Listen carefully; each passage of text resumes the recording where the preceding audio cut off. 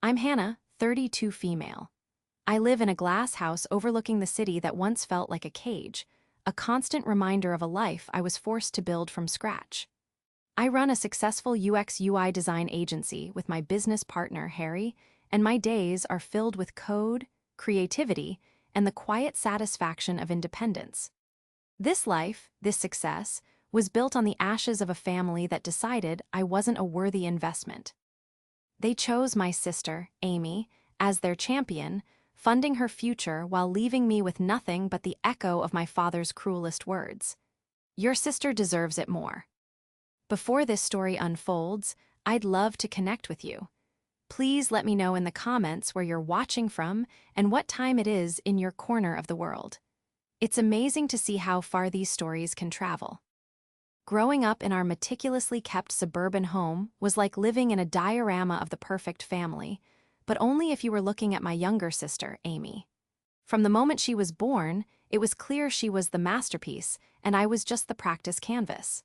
My parents, George and Claire, didn't use words like favorite, but their actions painted a picture clearer than any dictionary definition. George, a civil engineer, saw the world in terms of solid investments and reliable structures.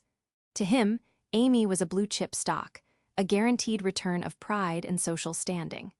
I, on the other hand, was a volatile, unpredictable variable he never quite figured out how to solve for.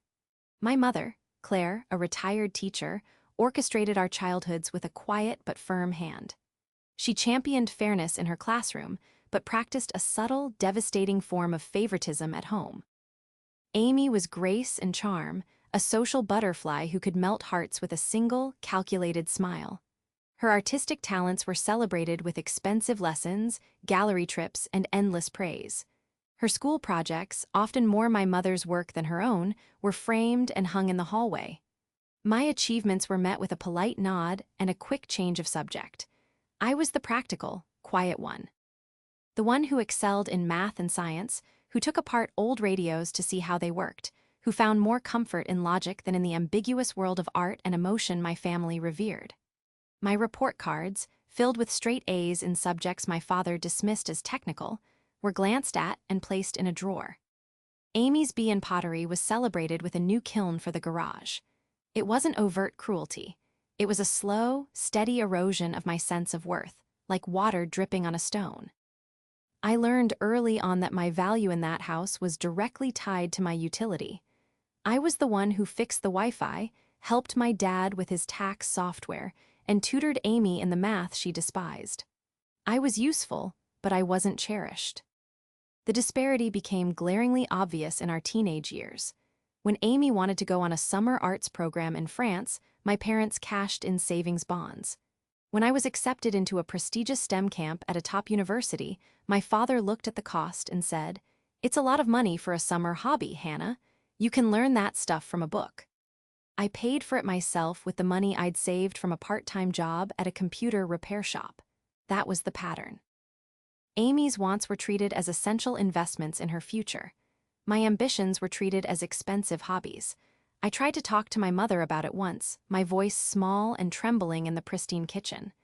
"Mom, it feels like you and Dad are always so excited about Amy's art, but when I talk about coding or building websites, it's like you're not interested." She'd smoothed down her apron, her gaze avoiding mine. "That's not true, dear," she said, her tone gentle but dismissive. "We're proud of both of you. It's just that Amy's path is, well, it requires a bit more nurturing. Your talents are so practical, you'll always be able to take care of yourself." It was meant to be a compliment, but it felt like a curse.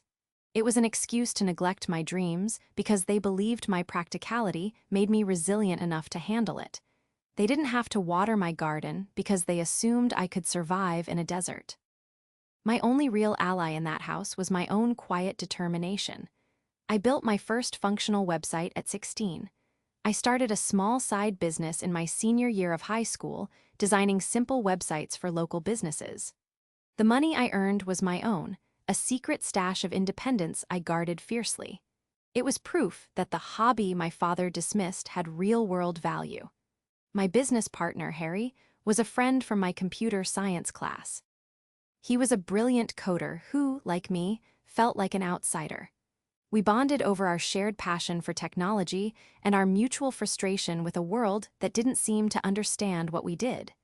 He saw the potential in my work when my own family saw a distraction. While my parents attended Amy's art shows, RRY and I would be in my garage, fueled by cheap pizza and the thrill of building something from nothing. He was the only one who understood that a line of code could be as beautiful and expressive as a brushstroke on a canvas. He'd look at a complex algorithm I'd written and say, "Hannah, this is elegant." And that one word meant more to me than all the empty praise my parents ever gave Amy. This quiet rebellion, this small world Harry and I built, became my lifeline. It was a space where my skills were not just useful, but valued. It was the foundation of the life I would eventually build, a life far away from the suffocating shadow of the golden child. The night my world fractured beyond repair was the evening of my 22nd birthday. It was also, not coincidentally, the night my family chose to announce their grand investment in Amy's future. I had just graduated from university, top of my class in computer science, with a solid job offer from a mid-tier tech firm already on the table. I'd paid my own way through school, a patchwork of scholarships, student loans, and the meager income from my freelance web design work. I was proud of it, a quiet, fierce pride that I carried like a shield. I came home for my birthday dinner expecting, perhaps foolishly, a flicker of recognition, a moment where my hard-earned success would finally be acknowledged. The dining room was set with the good china, something reserved for major occasions. For a moment, my heart leaped. Maybe this was it. Maybe this was for me. The meal was pleasant enough on the surface. My mother, Claire, had made my favorite roast chicken. My father, George, even managed a stilted conversation about the tech industry, asking questions that showed he'd at least skimmed an article somewhere. Amy, vibrant and glowing, talked endlessly about her final year at art school. She had grand plans, of course. She didn't just want to be an artist. She wanted to be a curator, a tastemaker, the owner of a chic, exclusive gallery. Her dreams were always grand, always painted in the boldest colors, while mine felt like they were sketched in pencil, easily erased. After we finished the main course, my father cleared his throat, tapping his fork against his wine glass. The gesture was so formal, so deliberate, that an uneasy silence fell over the table. "We have an announcement to make," he said, his eyes beaming, fixed squarely on Amy. My mother clasped her hands together, a picture of maternal pride. I felt a familiar knot tighten in my stomach. "As you all know," George began, "Amy is about to graduate and embark on her career. A career in the arts is not easy. It requires not just talent, but significant capital to get started. Your mother and I have had many discussions about the best way to support our children's futures." He paused for dramatic effect, and in that pause, I let a tiny, dangerous sliver of hope in. Maybe they were splitting the inheritance early. Maybe they were giving us both a nest egg. It was a stupid, childish thought, born of a desperate need to be seen as equal. "We believe in investing in a sure thing," he continued, his gaze unwavering from Amy. "That's why we have decided to liquidate a significant portion of our investment portfolio to provide Amy with the seed money to purchase a space and open her own gallery. We are giving her the entirety of the funds we had set aside for both of your futures." The words hung in the air, thick and suffocating, the entirety, for both of us. My fork clattered onto my plate, the sound unnaturally loud in the sudden silence. I stared at him, trying to process the raw data of his statement. It didn't compute. "Both," I whispered, my voice hoarse. "What about me?" My father finally turned to look at me, his expression not of apology, but of cold, hard justification. "Hannah, you're different," he said, as if explaining a simple mathematical formula. "You have a practical degree, a job lined up. You've always been good at taking care of yourself. Amy, she needs this. Her dream is more fragile." Amy looked down at her lap, a perfect portrait of humble gratitude, but I saw the flicker of triumph in her eyes. She had won. She had always won. My mother reached across the table, her hand hovering near mine but not quite touching it. "It's not that we don't believe in you, dear," she said softly. "It's just that your sister deserves it more." Your sister deserves it more. The phrase was a physical blow. It was the crystallization of every overlooked achievement, every dismissed ambition, every time I was made to feel like the backup plan. All my life, my independence hadn't been a strength they admired. It had been an excuse to abandon me. They didn't support me because they knew I would survive without it. They had nurtured one plant with all the water and sunlight, knowing the other was a cactus that could fend for itself in the drought they had created. I stood up, my chair scraping harshly again. Sent the hardwood floor. My whole body was shaking, a torrent of grief and rage coursing through me. "So that's it?" I asked, my voice dangerously quiet. "My entire future, the one you were supposedly saving for, you're just giving it to her?" George's face hardened. "It's our money, Hannah. We can do with it as we see fit. We are investing in a legacy in art and culture. Your path is already paved. Don't be selfish." Selfish. The word was so absurd, so profoundly unjust that I laughed. It was a hollow, broken sound. I looked at Amy, who was now dabbing at her eyes with a napkin, playing the part of the overwhelmed, grateful ingenue. I looked at my mother, whose face was a mask of placid disappointment in my reaction. And I looked at my father, the man who had just auctioned off my future without a second thought. I saw no family. I saw a board of directors who had just cut their losses on a failed asset. That night, I packed a single bag, walked out of that house, and never looked back. The silence they left in their wake was the loudest sound I had ever heard. The decade that followed my departure was a blur of relentless work and deliberate self-isolation. I cut all ties. I changed my phone number, deleted my social media profiles, and poured every ounce of my energy into my career. The first few years were the hardest. I lived in a tiny apartment, surviving on instant noodles and the adrenaline of ambition. The hurt my family had inflicted was a raw, open wound, and I treated work like a bandage, hoping that if I wrapped it tightly enough, I would eventually stop feeling the pain. I took the tech job I had been offered and climbed the ladder with a ruthless efficiency born of desperation. I worked longer hours than anyone, took on the projects no one wanted, and learned everything I could. My pain became my fuel. Every success was a silent rebuttal to my father's assessment of my worth. After 5 years, I had saved enough and learned enough to take the biggest risk of my life. I quit my stable job and, with Harry by my side, started our own UX/UI design agency. Harry, who had been my one constant friend, never once questioned my decision to sever ties with my family. He had seen their casual dismissal of my talents firsthand. He invested his own savings alongside mine, and together we built our company, Clarity Designs, from the ground up. Our philosophy was simple: create clean, intuitive, user-focused digital experiences. We hustled. We worked out of my living room for the first year, our days bleeding into nights, but we were good. Our work was elegant and effective, and slowly we started landing bigger clients. By the time I turned 32, Clarity Designs was a recognized name in the industry. We had a beautiful office downtown, a team of 20 brilliant employees, and a portfolio of high-profile projects. I had built the future they denied me, brick by digital brick. I never looked them up. I never asked mutual acquaintances how they were. As far as I was concerned, they existed in a separate universe.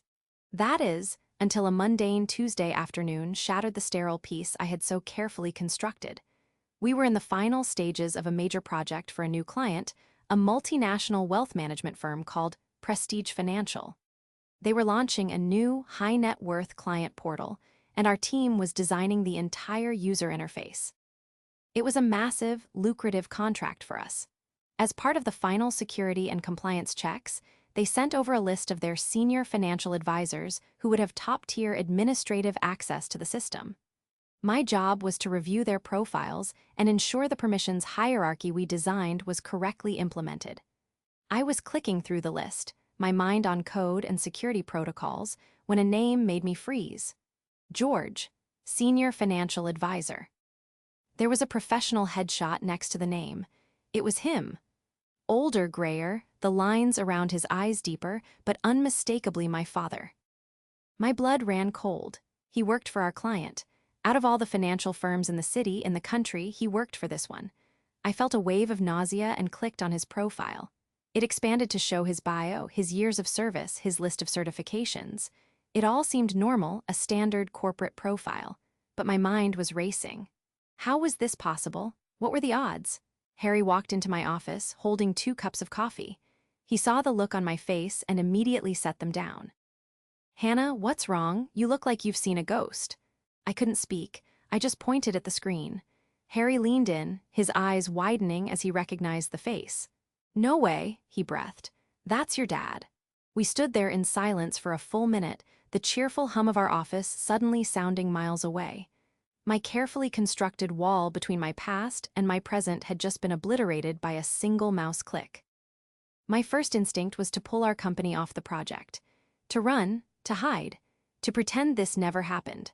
But then a different feeling began to surface, something cold and sharp pushing through the shock: curiosity. My father, the man who saw the world in safe bets and solid structures, was a senior advisor at a firm like this. And then another piece of information from the profile caught my eye: a small, hyperlinked published works tab. I clicked it. It led to a series of articles on the company's blog. Most were dry, technical pieces about market trends and portfolio diversification.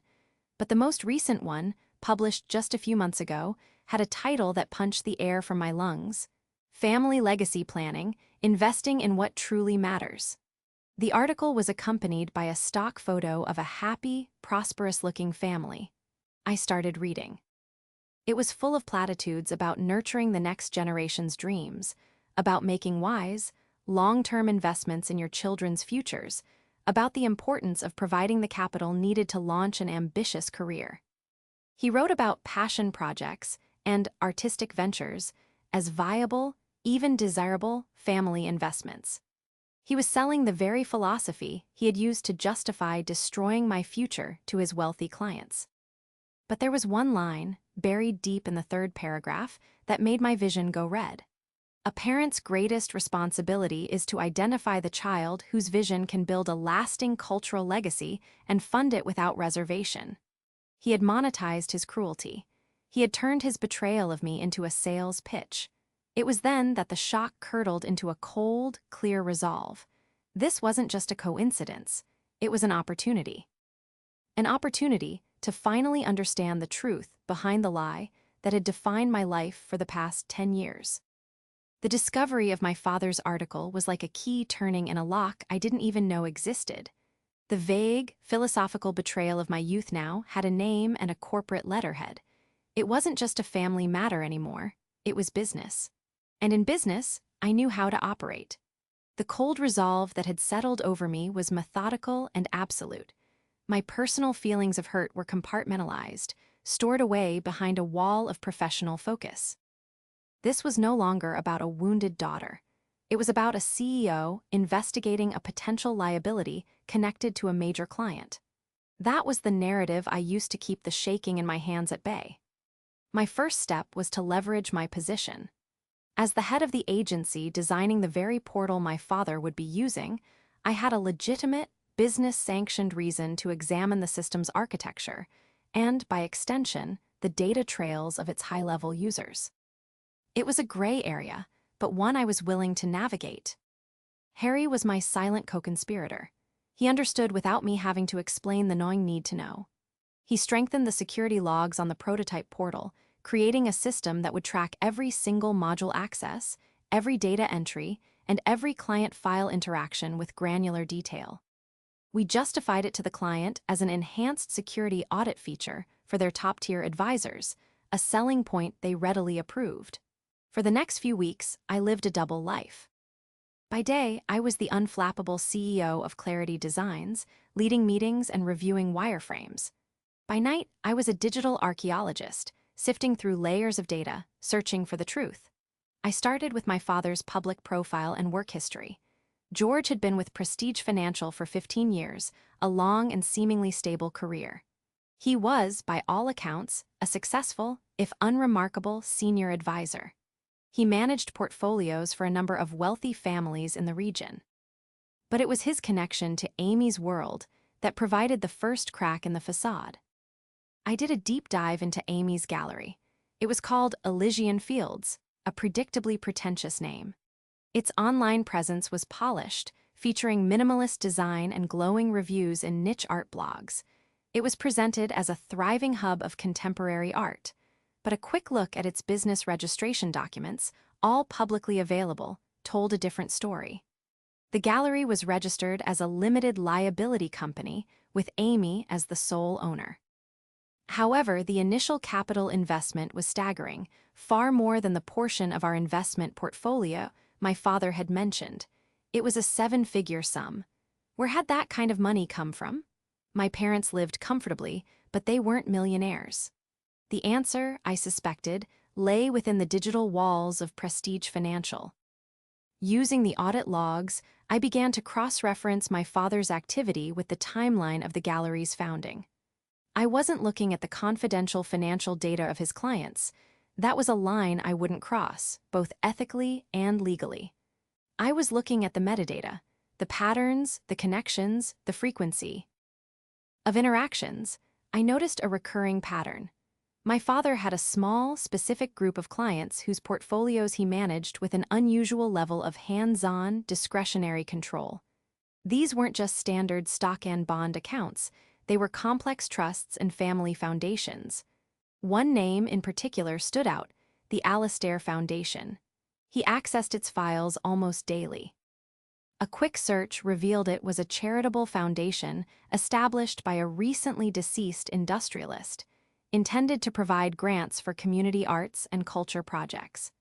It was a sleepy, low-profile foundation with a massive endowment.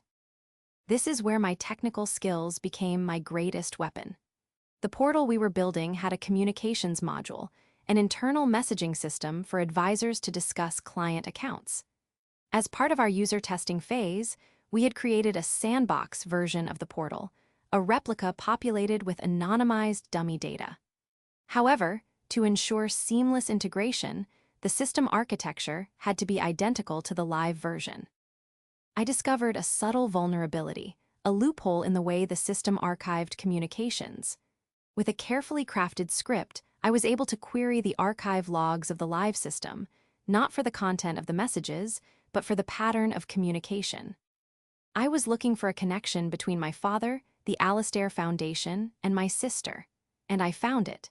There was a flurry of activity 10 years ago, right around the time Amy's gallery was established. A series of messages between my father and the foundation's junior trustee. The subject line of one of the archived message threads read, "Ray, Elysian grant proposal." My heart hammered against my ribs. Amy hadn't received a family investment. She had received a grant from a charitable foundation advised by my father. The pieces clicked into place with horrifying clarity. My father hadn't just given Amy his own money. He had used his professional position to steer a massive grant from a client's charitable foundation directly into his daughter's pockets. The story he told me at that birthday dinner wasn't just cruel. It was a complete fabrication, a cover for an act of profound professional misconduct, possibly even fraud. The family legacy he spoke of was a lie constructed to conceal the fact that he had funneled a client's money to his favored child. He hadn't chosen Amy over me because her dream was more fragile. He had chosen her because he had a way to fund her dream without spending a single dime of his own money. My future wasn't sold to fund hers.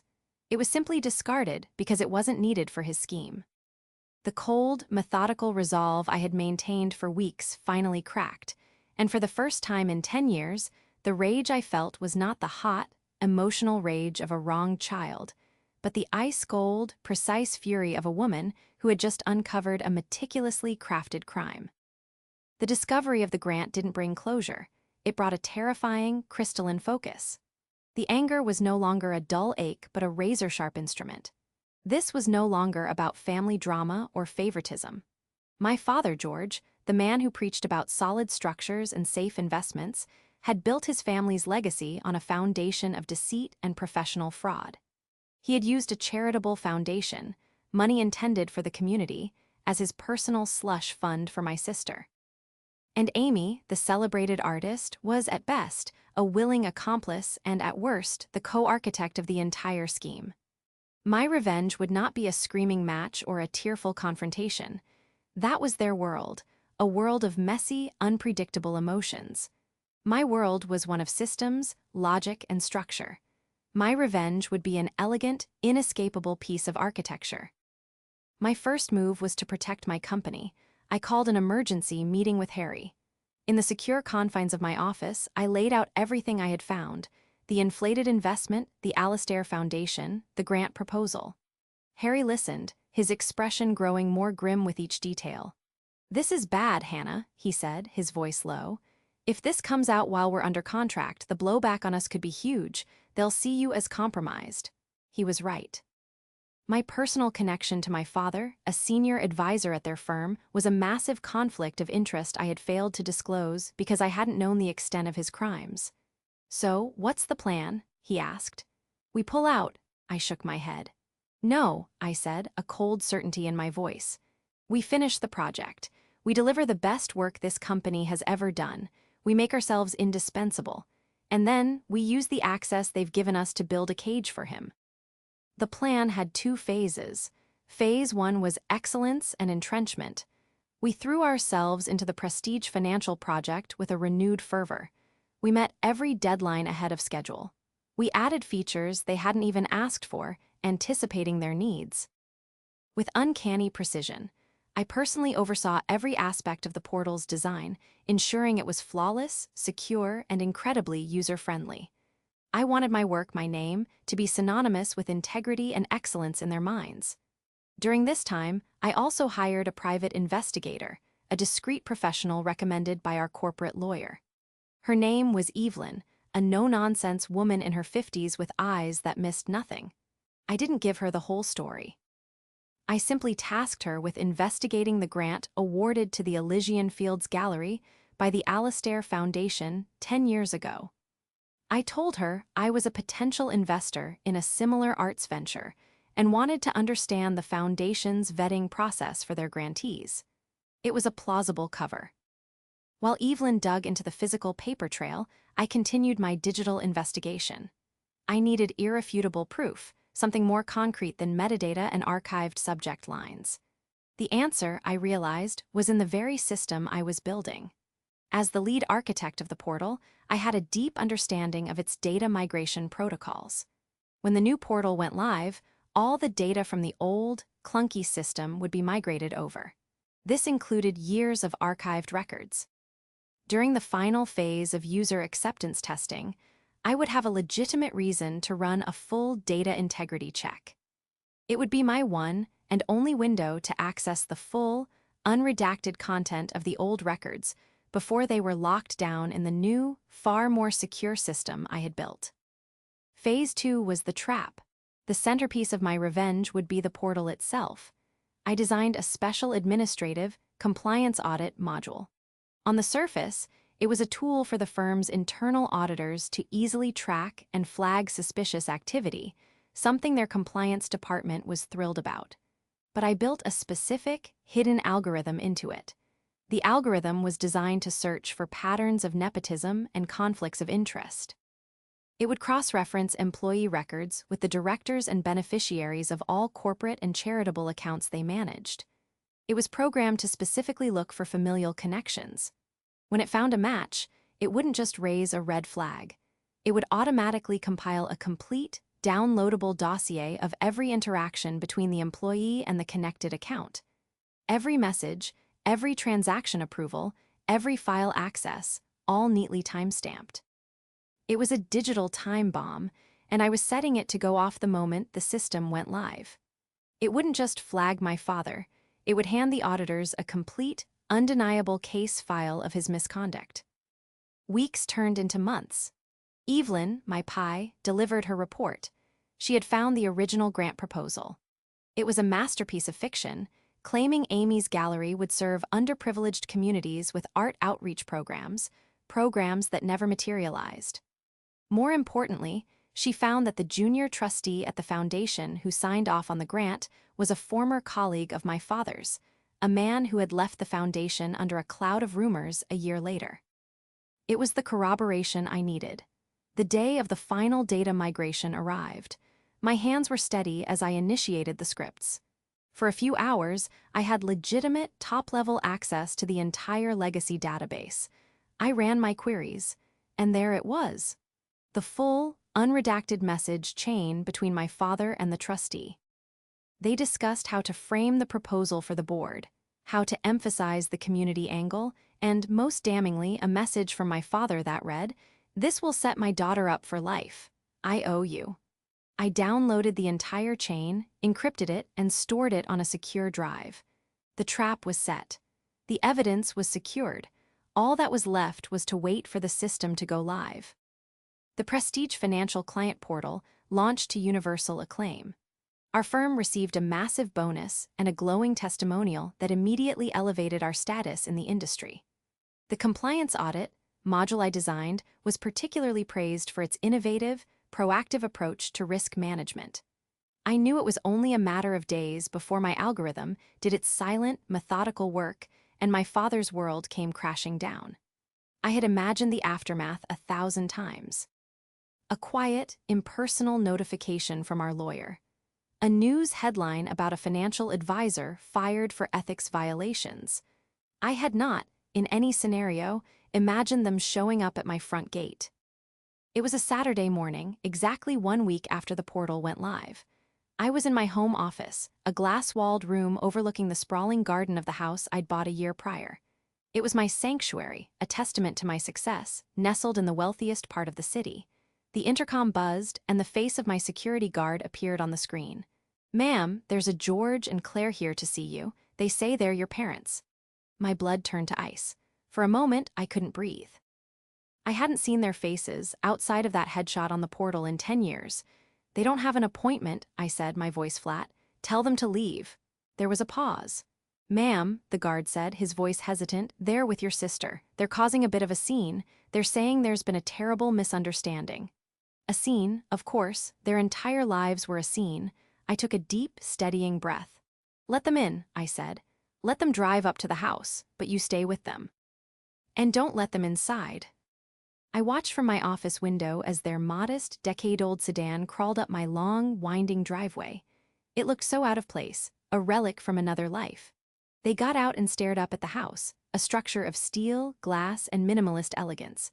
Their faces were a mixture of awe and disbelief. George looked smaller, diminished. Claire clutched her purse like a life raft, and Amy looked furious. I walked out onto the large stone patio that fronted the house, my arms crossed.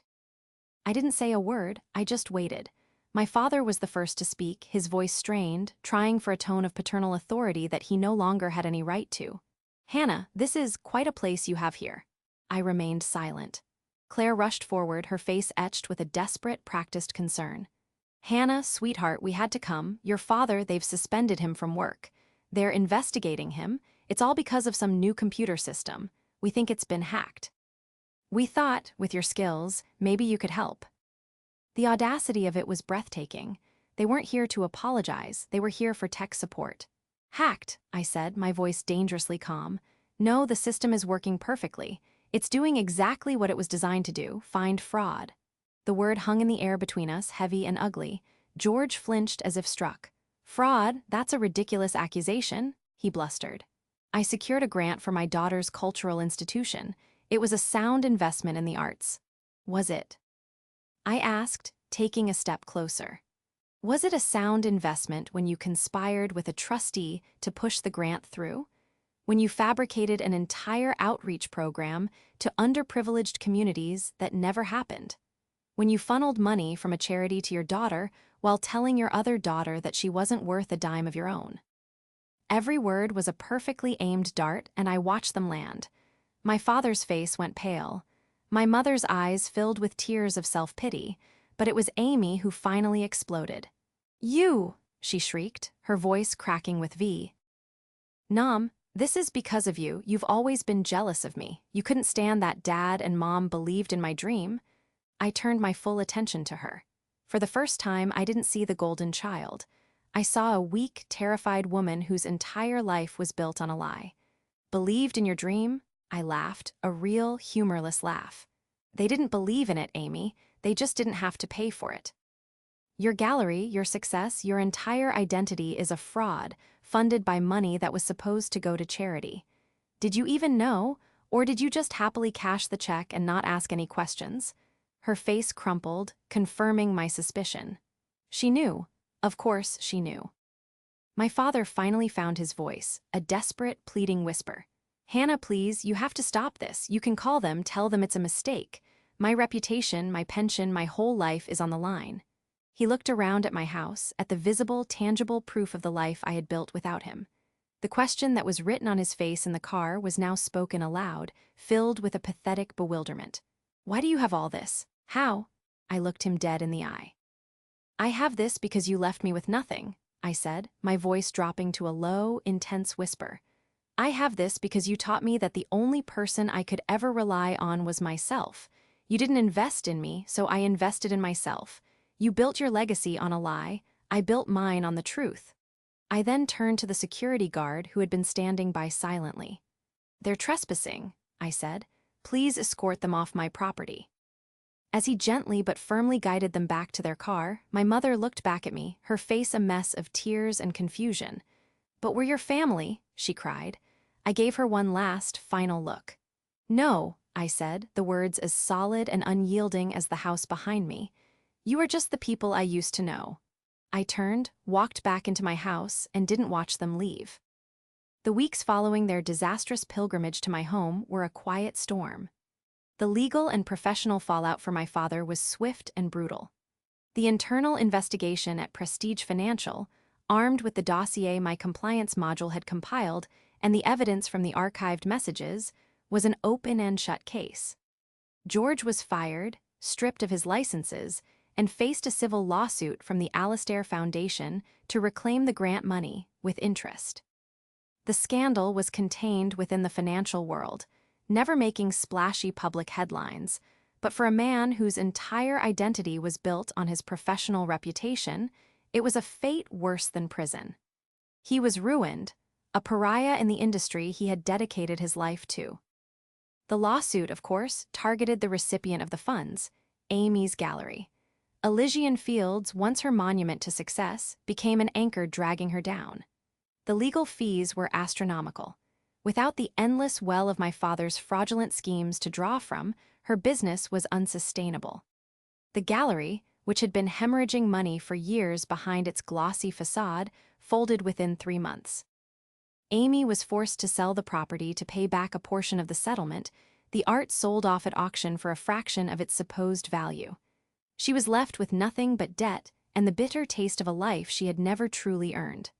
My mother, Claire, was caught in the crossfire. Her quiet, comfortable life evaporated. They had to sell their home, the meticulously kept stage for their family drama, to cover their own legal bills. I heard through the grapevine, the corporate lawyer who kept me apprised of the legal proceedings, that they had moved into a small rental apartment on the other side of town. The perfect family diorama had been smashed to pieces. I felt a strange, hollow sense of victory. I had expected to feel triumphant, vindicated. Instead, I just felt quiet. The fire of rage that had fueled me for a decade had finally burned itself out, leaving behind an empty space. The architecture of my revenge had been perfectly executed, the final balance sheet settled. They had lost everything they had built on their lies. I had won. But the silence in my large, beautiful house felt heavier than before. It was during this period of quiet introspection that Harry stepped in, not as my business partner, but as my friend. He saw the shadow that lingered behind my eyes, even in the wake of my total victory. You did what you had to do, Hannah, he told me one evening as we sat on my patio, overlooking the city lights. They built a structure based on a faulty foundation. It was always going to collapse. You just pointed out the cracks. He was right. My actions hadn't created the rot, they had simply exposed it to the light. The closure I was seeking wasn't going to come from their downfall, but from what I chose to build in its place. My life had been a reaction to them for so long, a reaction to their neglect, their betrayal, lies. Now, for the first time, I could live a life of my own creation, not in opposition to them, but simply for myself. I started making changes, small ones at first. I started leaving work at a reasonable hour. I took up hiking, finding peace in the simple, solid truth of a mountain trail. I reconnected with a few old university friends, people who had known me before the armor went up. I was learning to build a life that wasn't just successful, but also joyful. The most significant change was a professional one. With the profits from the Prestige Financial project and our company's soaring reputation, we were in a position to do something meaningful. Harry and I established the Clarity Foundation. It was a non-profit arm of our company dedicated to providing grants and mentorship to young women and underprivileged students pursuing careers in STEM. Our first recipient was a brilliant young coder from a low-income neighborhood, a girl who reminded me so much of myself at that age. When we presented her with the scholarship, a full ride to the university I had attended, the look of pure, unadulterated hope on her face gave me a feeling of satisfaction deeper than any revenge ever could. I was now in a position to give someone else the chance I never had, to invest in a future based on merit and passion, not favoritism and deceit. I had come to understand that family wasn't about blood or shared history. It was about who invested in you, who believed in your potential, and who stood by you when you were building your dreams from nothing. It was Harry, my team at Clarity, and now the young woman whose future I was helping to secure. That was my family. That was my legacy. It wasn't built on lies or stolen money. It was built on elegant code, hard work, and the quiet, unshakable truth that everyone deserves a chance to build their own solid structure.